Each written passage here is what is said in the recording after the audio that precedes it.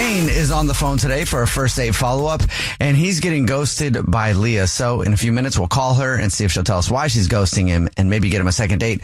But first, Kane, how long has it been since you heard from Leah? If I remember, I want to say it's been about a week or two.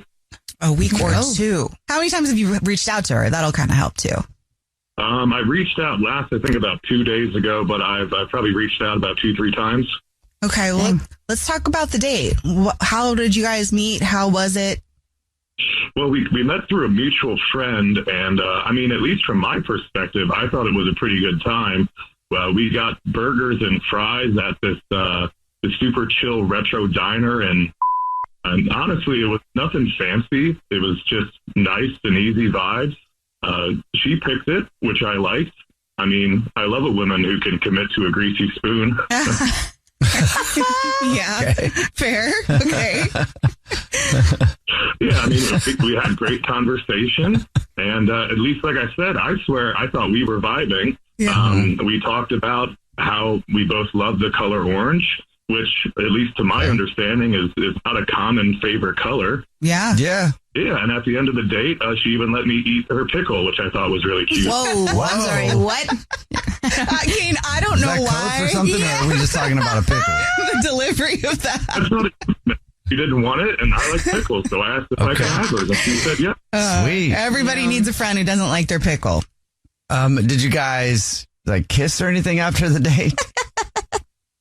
No, we did that little, thanks for the night hug, kind of side hug at the end of the night. But other than that, no, not much more physically. How did it end? Did she sound like she was ready for another date after that one? I mean, I didn't really get one way or the other. It just kind of seemed like a pretty casual ending. Mm-hmm. Not positive, negative. Is there anything that could have gone wrong on the date? I mean, nothing that's really coming to mind, honestly, no. Nothing at all? I mean, my family works in politics. I brought that up pretty early. I know some people can be a little weirded out by that. Okay. Yeah, politics are always dicey. Uh-huh. Especially on a first date. Did you talk about your family's politics on that date too, or you just mentioned that that's what they do? I mean, I was trying to as little as possible, but she did keep asking questions despite the briefness of my answers. Well, maybe, yeah. They work in politics, so when she asked about them, what do they do? It's kind of hard to see on that. Totally. Yeah. Did she tell you hers, or was she just asking questions? No, just asking questions. I'm not even sure where she stands, honestly. Mm-hmm. Yeah. Okay. Well, we'll see if we can figure it out for you. We'll play a song, come back, and then call her and see if she'll tell us why she's ghosting you and maybe get you a second date, all right? Right in the middle of your first date follow-up, if you're just joining us, Kane is on the phone, and he's getting ghosted by Leah, so we're about to call her and see if she'll tell us why she's ghosting him. But first, Kane, why don't you remind us about your date real quick? Yeah, sure. No worries. So, basically we got some burgers and fries at this nice, chill retro diner, and, we had some great conversation. We talked about some common interests, and, it just kind of ended naturally. All right. And you really don't have any idea why you're getting ghosted, huh? Other than my political parents, nothing I could really think of.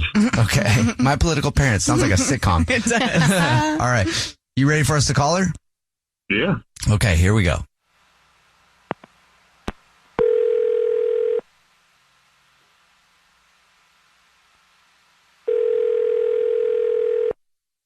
Hello? Hi, may I speak to Leah, please? This is Leah. Hey, Leah, how are you? This is the Jubal Show. It's a radio show. Hi, Leah. My name is Nina. Hi, I'm Victoria. And my name is Jubal. How are you? Hi, I'm good. How are you? Great. Thank you for asking. Have you ever listened to the show before? Yes, I have. Have you ever heard a first date follow-up?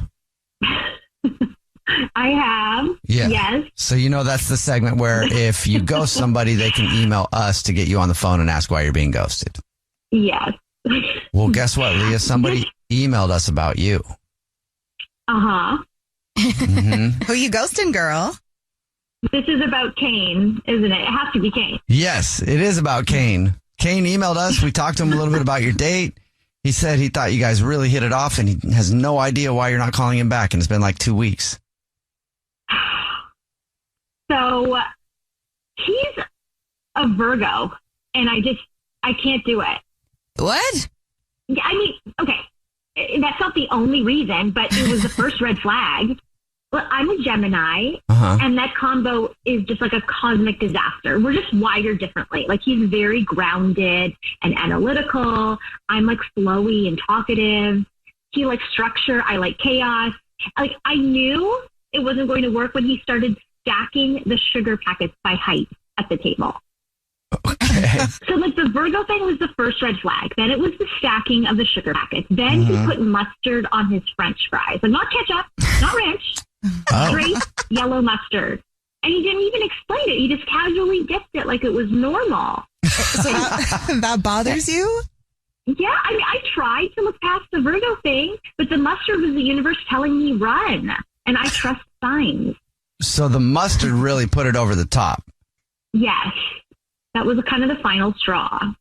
Okay. What do they say about people that eat mustard on their French fries? Ew. Right. Okay. And that's it. Like, everything. What about, just his personality? Was it cool other than him being a Virgo and dipping his French fries in mustard? Yeah, I mean, we could be friends. I just don't see, like, with all those things I just listed, there being like a romantic connection. We're just wired differently. Were you attracted to him? I mean, he's an attractive person. I just don't think he's like my person. Thank you for being honest with us. I appreciate that. Thank you. And Leah, Kane is actually on the phone listening. Oh my God. Of course you're on the phone. Wait, what do you say to that, Kane? Hi, Leah. So it wasn't the political parents, it was mustard and star signs that did me in. Kane, you're great. You're really, really great. But it's like the Virgo Gemini dynamic.